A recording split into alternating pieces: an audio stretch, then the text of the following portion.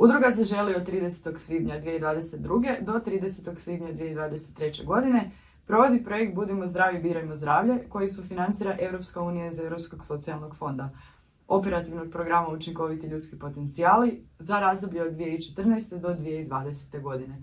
Ukupna vrijednost projekta je 494.184 kuna i 48 lipa, odnosno 65.589 eura i 55 centi. Intenzitet potpore je 100%.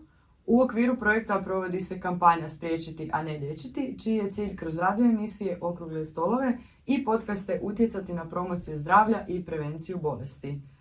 Zdrav način života vrlo je široka i kompleksna tema koja obuhvaća mnoga različita područja, uključujući balansiranu prehranu, fizičku aktivnost, boravak na svježem zraku, ali i brigu o mentalnom zdravlju, koje bez obzira na sve veću osviještenost o važnosti istoga i dalje stavljamo negdje po strani i umanjujemo njegov značaj.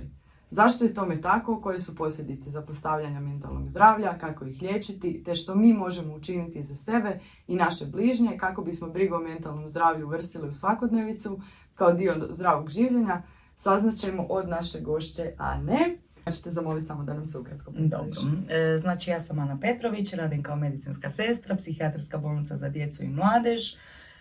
To se nalazi u Zagrebu. Jedina smo klinika za djecu do njihove punoljetnosti do 18. godine. Dakle, možete nam reći koje su najčešće dijagnoze vaših pacijenata? Može. Dakle, najčešće dijagnoze, to imamo baš što se obuhvaća psihijatrijski dio, to su psihoze, samoizljeđivanje, dosta djece koja su suicidalna, koja pate od poremećaja prehrane, kao što su anoreksija, bulimija, dosta se s time susrećemo sad kod adolescenata. I to je većinom to. Da, više manje to je... Da, koji baš, su najčešći. Da. Ok. Šta bi vi rekli, koji su uzroci tih oboljenja spomenuti? Tako je, prvo što radimo, uzimamo detaljnu anamnezu. Po anamnezi se vidi da li je netko ima u obitelji, genetika je jako bitna, znači po obitelji se vidi da li je netko patio već prije od nekakve psihičke bolesti, dakle od depresije, da li se netko prije imao nekakvu suicidalnu namjeru, samoozljeđivao, to nam je prvo najbitnije. Ako je tu pozitivna anamneza, onda je tu dosta genetika. Ne mora biti isključivo da je genetika, može biti nekakva traumatska iskustva, kao što su zlostavljanja, može biti verbalno, može biti fizički, od strane roditelja, od strane vršnjaka u školi, može biti kao stresni, može biti seksualno zlostavljanje koje mogu dovesti do razvoja posttraumatskog stresnog poremećaja, to mi nazivamo skraćenicom PTSP. PTSP, da. Tako je.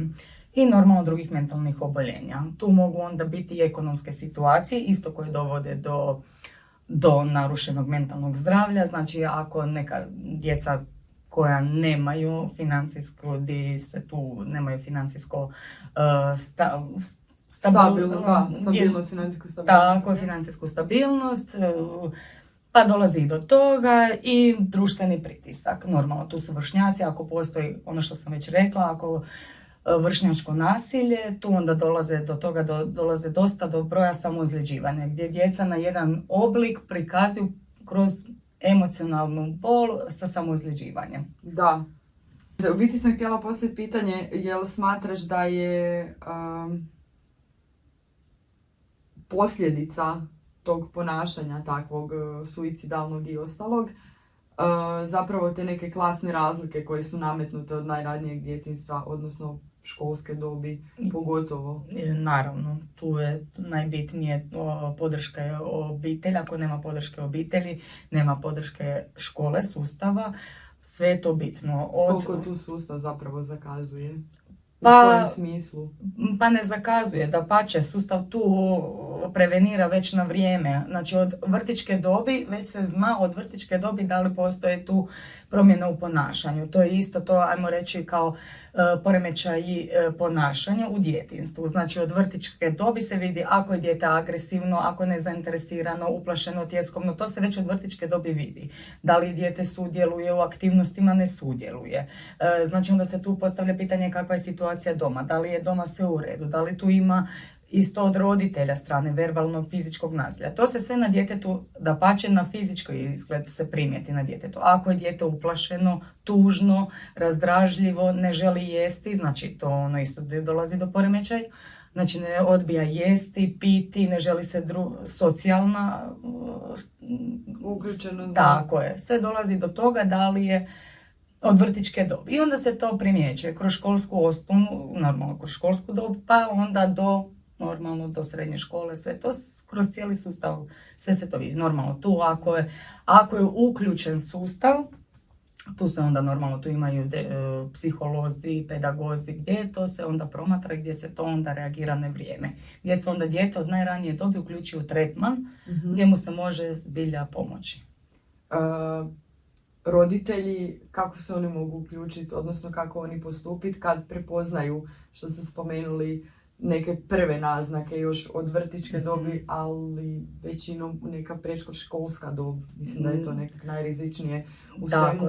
Kako oni mogu reagirati, na koji način, odnosno da ne bi u biti pogoršali cijelu situaciju. Najbitnija je podrška i komunikacija. Komunikacija je najbitnije za razvoj djeteta, jer tad se djeca najviše razvijaju i zbilja komunikacija, normalno da djeca imaju emocije i djeca najbolje pokazuju od vrtićke, dobi i preškolske dobi kako se osjećaju. Ako su djeca ljuta, djeca će to pokazati. Oni ne znaju kontrolirati taj bijes, ljutnju, ali tu su roditelji gdje ih treba usmjeriti i treba ih razumjeti. Nije loše čak da ih se pusti, ali iz toga onda kad se dijete smiri, naučiti kako se porazgovarati s djetetom. Najbitnija je komunikacija, podrška, onda sve ostalo dolazi na svoje. Da. Ali opet kažem, ako ima iz genetike mentalna oboljenja, ako su i roditelji, onda to dolazi do... Tako je, tu onda već se uključuje i socijalna služba i malo veće. Pa mi smo imali slučaj najraniji već od 5. godine. Gdje dijete nije znalo, to je 5. godina, znači bilo je jako zlostavljano od svojih roditelja na fizičkoj bazi zlostavljanja, gdje je dijete pokazivalo svoje emocije nije razgovaralo, nije komuniciralo, ali pokazivalo je sa tučnjavom, agresivnošću na taj način.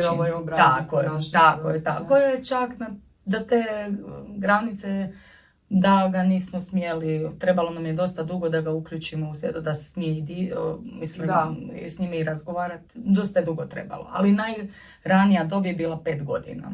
Da. 5 godina. Tako da normalno tu ima i autizam i ostale druge stvari koje... Da, zahtijevaju poseban tretman. Da. Koliko suvremeni načini života utječu na mentalno zdravlje ljudi, a posebno mladih i djece, odnosno koju ulogu u tome ima stres?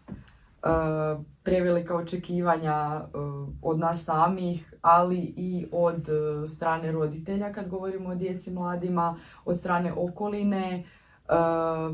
Koliko zapravo česta ta, nazovimo, izgaranja na poslu u školi?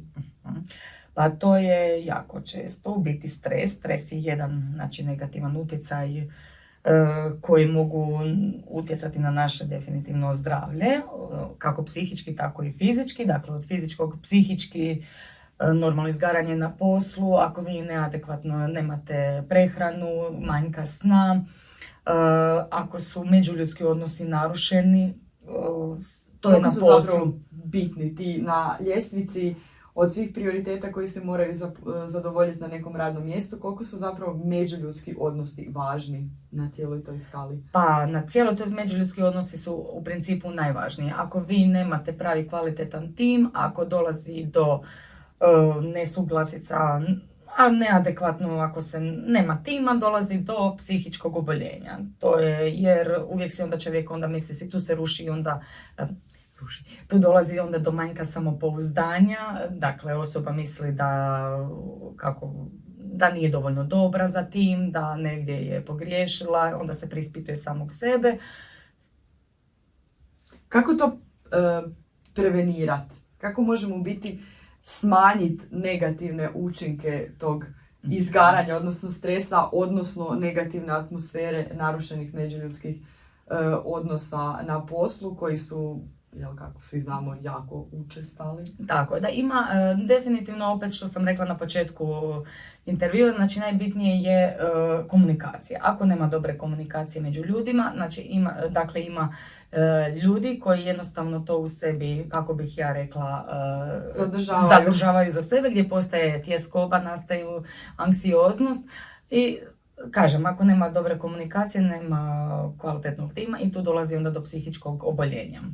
To je ono što je jako, jako... Dakle, razgovori i neko međusobno razumijevanje. Kome se obratiti ako radimo u takvom timu koji je negativan i gdje se mi kao individua osjećamo napadnuto, da smo pod stresom, počinje nam se javljati anksioznost i tako je, anksioznost je skoba, tako je onda povišeni krvni tlak, pa tu onda dolazi i do probavnih smetnji, onda dolazi do učestalih bolovanja.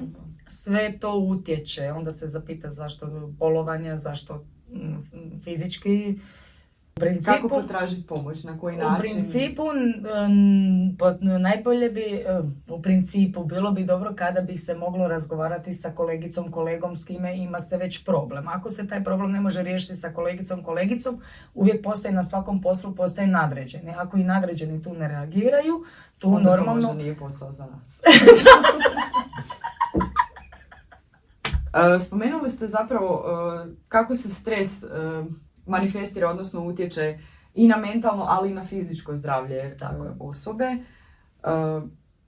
Dakle, sama psihoterapija, koliko je to još uvijek kod nas tabu i koliko bi se u biti trebalo raditi na tome da prestane biti tabu i koliko je zapravo to korisno za osobu koja je narušena mentalno zdravlje? Tako je, psihoterapija je među najbitnijima.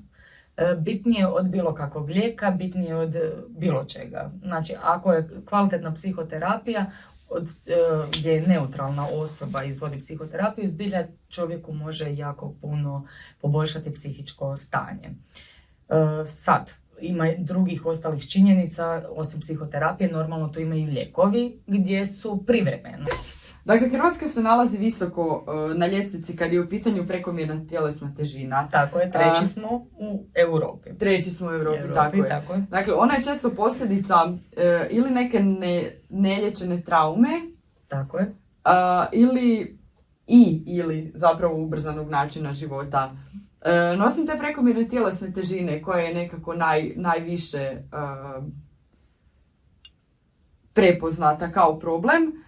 Prisutni su i drugi poremećaji u prehrani poput bulimije, anoreksije, koji su također posljedica tog neurednog nekog načina života, stresa, manjka sna, pravilne brige o tom mentalnom zdravlju. Kako doskočiti tom problemu? Kako se zapravo boriti protiv poremećaja u prehrani izazvanih tim narušenim mentalnim zdravljem? Odnosno, kako spriječiti da do toga uopće dođe? No, dobro, ako je prisutna anoreksija, bulimija, ako već je to kod nekih bilo koji poremećaj u prehrani, ako je to već prisutno, onda je najbolje, ako je ikako moguće, potražiti već rani tretman, znači da se potraži stručna pomoć od stranih liječnika, psihologa, psihoterapeuta. Znači, zbilja tu je poremećaj prehrane ozbiljna poremećaj koji može dovesti do... Puno ozbiljnije. Tako, može dovesti do smrtnosti. Ako se ne liječi na vrijeme, smrtnost poprilično. Dakle, u vašoj ustanovi, koliko su česti zapravo ti poremećaji u prehrani? Veoma česti, mogu reći čak dolaze sa dijagnozom suicidalnost, ali uz to imaju poremećaj prehrane. Bila to anoreksija, bila to bulimija, gdje normalno mi onda uvodimo evidencijske liste, pratimo tokom dana. Da li osoba, ako je bulimija, jede, ali da ne povraća, tu je onda pod nadzorom. Kako roditelji u biti mogu prepoznati, odnosno koji su prvi simptomi, to jest naznake takvog nekog poremećaja, kako roditelji ili nastavnici u školi ili bilo koja odrasla osoba koja je u bliskom kontaktu sa tom mladom osobom ili djetetom može prepoznati te simptome i na koji način ona može intervenirati, a da ne gurne tu mladu osobu ili dijete još više u taj ponor. Pa dakle ovako, prekomjerni, ako je bulimija ili anoreksija, znači poremećaj prehrane pričamo, znači ako je naglo izgubila osoba na težini. Dakle, tu se već vidi, to su ti simptomi gdje gubitak na težini. Dakle, tu onda treba razgovarati sa djetetom, da li je sve u redu, pa zbog čega je došlo, pa da li onda što opet kaže može vršnjačko nasilje gdje su djeca govore debela si, pa može zbog toga doći do poremećaja u prehrani. Dakako gubitak na težini. Koliko zapravo vršnjaci utječu na odluku djeteta ili mlade osobe da prestane jesti, na primjer, da pokrene tu neku lavinu svih tih zapravo posljedica koje vode ka bulimiji ili anoreksiji. Odnosno, moje pitanje zapravo je koliko su društvene mreže zapravo utječu na takvo ponašanje djeteta ili mlade osobe. Pa jako utječu na takvo ponašanje, normalno jer na društvenim mrežama sve su vitke, lijepe, mršave i normalno to dijete kad gleda, dijete koja se treba razvijati, a razvija se u nešto gdje ne zna da treba zdrava prehrana, sport, sve, da to bi došlo na sve utječe. Znači društvene mreže poprilično utječu na sve to i još ako netko, kažem, od vršnjaka je zadirkuje da je pretilo, kako bi ja rekla, debela si, izrugivanje, svemu tome, utječe na to. I tu je najbitnija onda podrška, emocionalna podrška obitelji i to je ono što sam rekla, prepoznati na vrijeme, obavezno reagirati sustav. Ok. Ubrzani stresan način života često za sobom povlači mnoge loše navike poput manjka sna, loše prehrane, pušenja, konzumiranja, pretjeranog konzumiranja alkohola. Kako se protiv toga boriti? Protiv toga se najbolje ako si osoba postavi cilj. Ako si osoba postavi cilj i promjenu načina života, dakle odlučit će ne želim više konzumirati cigarete, alkohol iz razloga zdravstvenog, psihološkog razloga, samo se može i osoba postaviti cilj da bi se toga moglo riješiti. Normalno, ako ne može sam, tu postoji opet stručna osoba koja može mu to omogućiti da se riješi takvih zdravih navika. Od prekomjerne konzumacije hrane do alkohola, cigareta, to su sve loše navike koje su opasne normalno za zdravlje. To bi bili zapravo neki izlazi iz nepovoljnih situacija, odnosno neugodnih situacija. Tako je, osoba kad ima problem, najčešće se dogodi da nalazi rješenje u alkoholu, cigareti, prejedanju, takvim situacijama. Da. Tako je. Ok. Kako razviti zdrave navike spavanja? Spomenuli smo manjak sna koji se isto zanemaruje po pitanju nekog kvalitetnog mentalnog zdravlja. Kako poboljšati san? Zašto je zapravo dobar san ključan i važan u cijeloj toj priči? San je u principu najbitniji za održavanje mentalnog zdravlja, ali normalno, ako sna nema, nastanu možda neaktivnosti koje dovode do, opet govorim, psihičkih oboljenja, normalno do psihoze, kao što su takve. Pretjerani, tako, izostanak sna. Kvalitetno, ako će baš biti kvalitetan san, najbolje ići u isto vrijeme spavat. Određeni, najpoznato je istraživanja su dokazala, do 7 sati sna, da je to kvalitetno čovjeku da se osjeća energično, dobro je sve, isto što je dobro i za imunitet. Ako ima manjka sna, dolazi do narušenja imuniteta i ostalih drugih zdravstvenih tegoba. Da. Također izbjegava prije sna tešku prehranu, kao što je masna hrana, kofein, alkohol, sve to utječe na san. Ako nema kvalitetnog sna, nema ni dobrog početka dana. Tako je. Tjeskoba i strah. Dobro. Koliko su ti triggeri zapravo zastupljeni u životu djeteta, mlade osobe? Koliko oni su česti, odnosno što ih uzrokuje, kako se nositi s tim? Tjeskoba i strah učestalo, dakle to je zbilja, od tjeskobom i strahom kreće sve ostale oboljenja. Dakle, ako vi imate, karikiram, pošto pričamo o mladim osobama, ako je ako je prisutan učestali, opet što smo pričali o stresu, ako je u školi učestalo prisutan taj stres, dolazi do tjeskobe, straha, koncentracija, dolazi do loše koncentracije, dijete dakle više nije sklono zaključivanju, dolazi do svega toga zbilja loše. Spomenuli ste prije nego što se posegne za lijekovima. Kad je, pravo vrijeme, možda ću se krivo izraziti, ali kad je pravo vrijeme za posegnut za lijekovima uslijed tjeskobe i straha? Ako sve ovo što sam navela, ako i dalje dijete tu ne pronalazi i dalje osjeća tjeskobu i strah, onda postoje različiti lijekovi gdje su stabilizatori za raspoloženje, anksioznost, tjeskobu, strah, gdje su tu tada već. A ako se već nakon svega toga ne može nikako riješiti od svega ovoga što smo naveli, gdje dijete ništa više ne usrećuje, dakle, niti hobi, niti fizička aktivnost, niti druženje sa obitelji, onda je u redu da se malo uvede ti kao lijekovi gdje su poprilično... To je terapija, ustaljeno je mišljenje, ako se koristi neka terapija na toj bazi, da je to već ozbiljno. Neki lijekovi, neka terapija ne mora biti toliko ozbiljna, može biti samo privremena. To su kao tipa anksiolitici, antidepresivi. To su dvije vrste terapija koje gdje ne utječu na svakodnevne radnje, a opet su stabilizator u raspoloženju. Da, što u prijevodu znači da je bolje možda nekad posegnuti za takvom blagom terapijom koja će pomoći, nego pustiti da se ta tjeskoba, strah, anksioznost i ostale stvari razvijaju dugoročno. Tako je, jer onda ima kronični ishod koji dovodi do zbilja ozbiljnih poremećaja psihičkih. Da. Za naše mentalno zdravlje zapravo je ključan odnos sa drugim ljudima koji nam mogu pomoći savjetovati nas usred nekih kriznih i teških situacija. To smo već više puta spomenuli. No u suvremenom svijetu biti jako je teško naći vremena za neka kvalitetna druženja sa nama bliskim ljudima. Kako će održati zdrave odnose sa drugima i koje su to zapravo dobrobiti koje druženje sa bliskim ljudima ima na naše mentalno zdravlje, a da se ipak isplati zapostaviti i neke poslovne ili privatne obaveze za neku čašicu razgovora sa... Tako, da, društveno, da.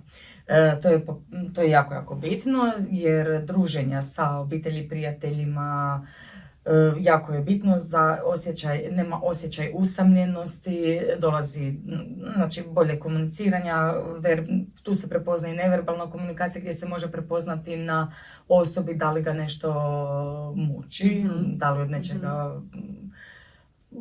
Znači isplati se zapostaviti neku poslovnu obavezu. Isplati se, barem na 2 sata isplati se. Ako se osoba osjeća loše i osjeća da treba razgovor, zbilja se isplati porazgovarati dugoročno, za dugoročno, tako je, jer osoba ni online ni ništa ne može zamijeniti ko osobu. To je zanimljivo. Ni online ni ništa ne može zamijeniti osobu ko kad je uživo. Tako je. Da. Dakle, za vrijeme korone puno smo vremena zapravo provodili u tim nekim online druženjima. To koliko je zapravo bilo korisno za sprječavanje tog nekog osjećaja usamljenosti, nekako se to prelilo i na sadašnje vrijeme kad korone više toliko nema i kad smo možemo se družiti i uživo. Koja je zapravo razlika između druženja uživo i online druženja, nazovimo? Koji su benefiti, opet ovi što ste spomenuli, druženja uživo, a koje mi ne možemo doživjeti? Tako, druženja uživo. Mi smo društvena bića gdje zahtijevamo da se družimo između sebe, gdje volimo biti na svježem zraku, gdje volimo se družiti, bilo to priroda, bilo to gdje, ali mi smo društvena bića. Mi nismo bića koje se moramo izolirati u stambene jedinice i to dakako narušava naše psihičko zdravlje. Jako je bitno, dakle, opet sam rekla, tu je i neverbalna komunikacija gdje se po čovjeku normalno prepozna ako ga nešto muči, osjećaj tjeskobe, straha, sve uživo je svakako za kvalitetu. Tako je, za psihičko zdravlje uživo, jer zbilja ništa ne može zamijeniti. Ne možemo zagrliti kompjuter. Tako je, ne možemo zagrliti kompjuter, ali osobu normalno možemo Da, zagrliti, da. tu se onda vidi taj pozitivan učinak, to je ono pozitivan učinak na osobu gdje onda tu se stvara ta kvaliteta Da. psihičkog zdravlja. Super. Društvene mreže, spomenuli smo ih nešto kratko. Koliko su one zapravo loše za naše mentalno zdravlje? Odnosno, kako izbjeći to prekomjerno korištenje društvenih mreža i kako filtrirati dobre od loših utjecaja koje nam te društvene mreže pružaju? Tako, društvene mreže su dobre zbilja ako je posao, tako je, za posao to je dobra. I definitivno, ako se baš ne stigne, pa ajde, pita se, nazove se normalno kako si, šta si, od kad ćemo se dogovoriti za termin, opet da se osoba nađe sa tom drugom. Ali isto tako nije dobro jer to izaziva osjećaj usamljenosti, anksioznost, manjak samopouzdanja i te društvene mreže zbilja izbjegavati u 90% slučajeva. Da, manjak samopouzdanja. Što s tim? Kako tome ili prevenirati ili kad se već dogodi? Kad se to javlja? Zapravo što ga uzrokuje taj manjak samopouzdanja?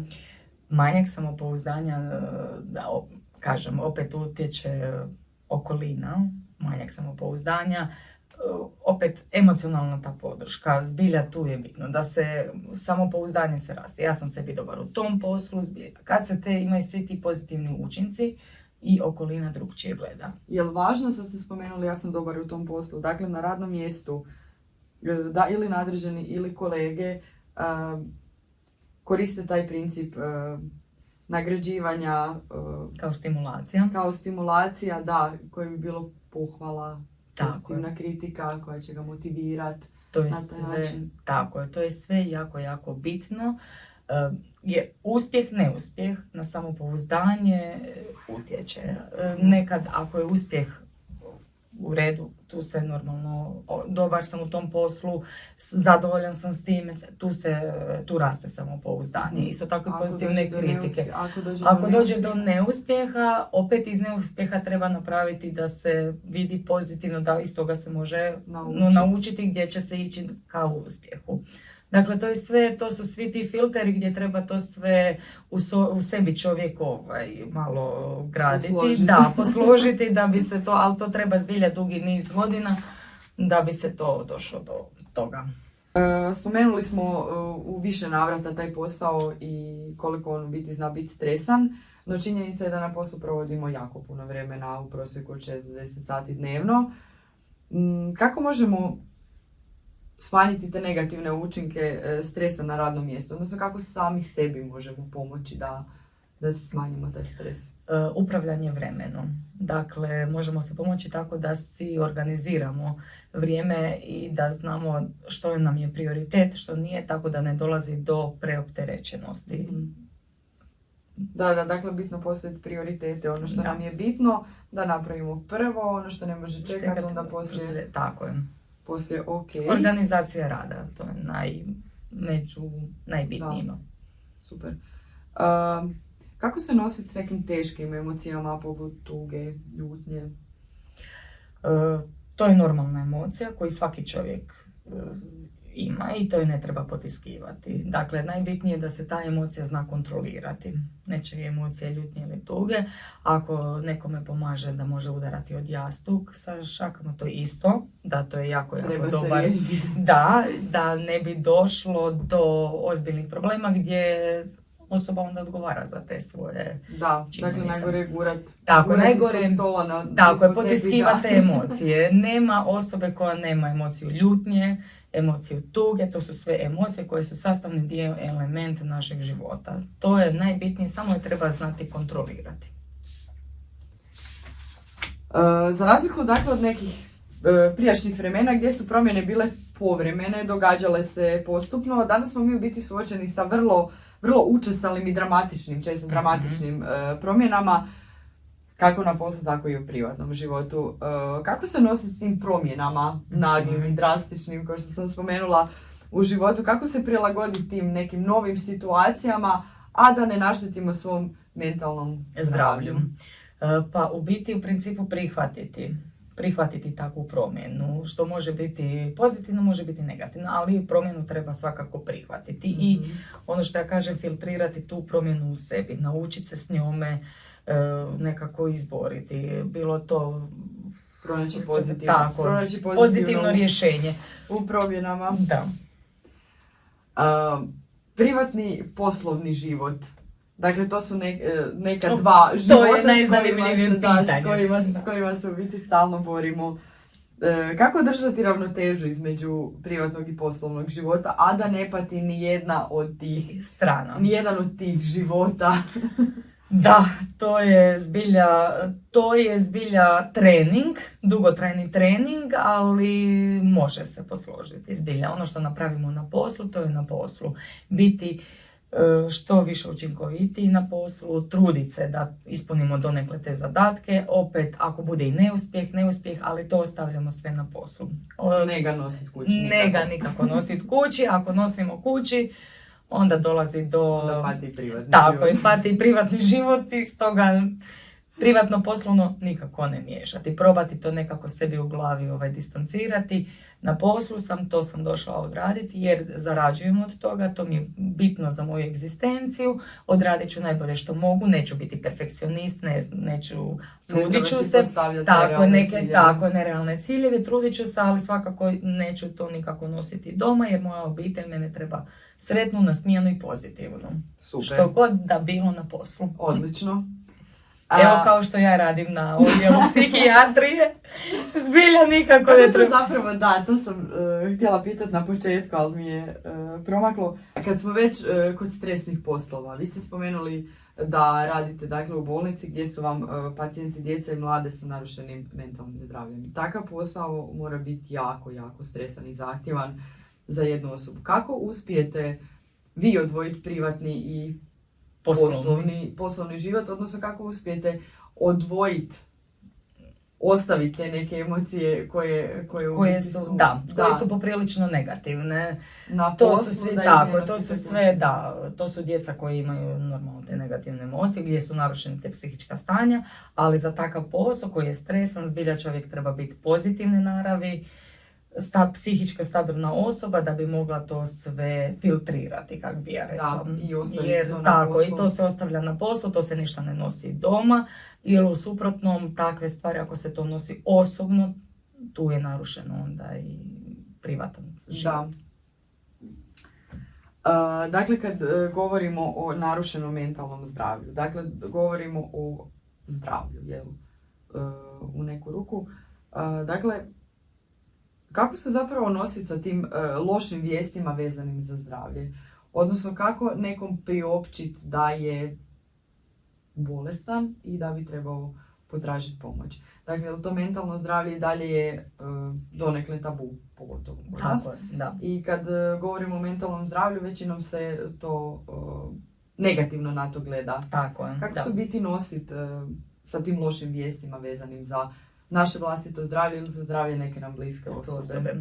Da, mi smo još i dalje, mentalno zdravlje, mi smo i dalje još pri vrhu što se tiče, kad se kaže trebalo bi potražiti možda pomoć psihijatra, psihologa, to se smatra... Odmah si lud, da, što ne mora značiti, kažem, to je u principu najbitnije jer zbilja tako neutralna osoba kad ima komunikaciju sa osobom, koja je psihički narušeno zdravlje, zbilja jako, jako pomaže. Ne mora biti lud, ne mora ništa, samo čovjeku treba malo razgovora, doza razgovora gdje se ne može ni u takvim trenucima ni povjeriti ni roditeljima, ni prijateljima, gdje zbilja može pomoći. Ali, nažalost, mi smo još uvijek pri vrhu, kako bih ja rekla, konzervativni. Evo Ana, za kraj, može neki savjet kako si možemo pomoći očuvati naše mentalno zdravlje? Naravno. Najbitnije je biti pozitivan, ostati što se više družiti, bitno je isto tako i elementi prehrane, sve to fizička aktivnost, ne pretjerivati u alkoholu, znači izbaciti cigarete koliko se može, mislim da može se popiti jedno pivo, ali jedno pivo, ako je to isto na neki način To isto može biti opuštajuće. Opuštajuće, relaksirajuće, Prigodno. je, da. Da. Tako da, zbilja, najbitnije u životu sve su to normalni filteri kroz život. Biće i pozitivni, biće i negativnih, ali najbitnije je da osoba sebi sama sa sobom zbilja, kako bih ja rekla, i razgovara i kaže, dobro, to je sve sastavni dio života, u životu ne može biti uvijek lijepo savršeno, normalno da svakome je njegov problem najveći problem, ali mora znati jednostavno samo sa sobom filtrirati i zbilja ostati pozitivan koliko može da ne bi došlo do težih psihičkih oboljenja. Normalno pričamo o osobama koja nemaju genetiku psihičkih, Da. a da nije pozitivan psihičko oboljenje, a da se dolazi do depresije, usamljenosti i takve stvari. Ništa, hvala na sudjelovanju. Nema na čemu, Bilo drugi mi puta. jako drago. I meni isto, hvala. Naučili smo svašta Da. smo čuli. Sigurno su se mnogi prepoznali u svemu ovome o čemu smo razgovarali. Ali se nadam da ste izvukli neku pouku i da će nas ovaj podcast zapravo pomoći unaprijediti naše mentalno zdravlje prije svega, jel? Lijep pozdrav svima, hvala na gledanju i slušanju. Još jednom napominjemo da projekt sufinancira Europska unija iz Europskog socijalnog fonda i sadržaj emitiranog materijala isključiva je odgovornost udruge Zaželi.